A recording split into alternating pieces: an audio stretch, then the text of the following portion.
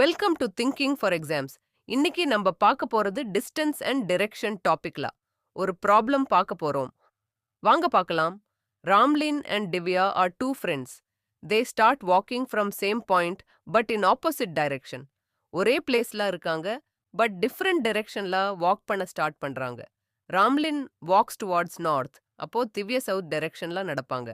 After walking 10 kilometers, Ramlin takes a right turn and walks for 5 kilometers, then turns 90 degrees in clockwise direction and walks 20 kilometers to reach his office, and then takes a left turn and walks 5 kilometers to reach canteen. Divya also follows the same condition as Ramlin. What is the distance between both the canteens? இப்போ ரெண்டு பேருக்கும் நடுவுல இருக்கிற distance எவ்வளோன்னு பார்ப்போம். ராம்லின் and Divya ஒரே இடத்துல இருக்காங்க. இப்போ ராம்லின் நார்த் நோக்கி 10 கிலோமீட்டர் நடக்கிறாங்க. திவ்யா சவுத் நோக்கி 10 கிலோமீட்டர் நடக்கிறாங்க. அப்புறம் ராம்லின் ரைட் எடுத்து 5 கிலோமீட்டர் நடந்து 90 டிகிரி கிளாக்வைஸ் டைரக்ஷன்ல ரைட் எடுத்து 20 கிலோமீட்டர் நடந்து அவங்க ஆஃபீஸ் ரீச் பண்றாங்க. அங்கிருந்து லெஃப்ட் டர்ன் பண்ணி கேன்டீன் போறாங்க. இதே கண்டிஷன் ஃபாலோ பண்ணி திவ்யா கேன்டீன் போறாங்க.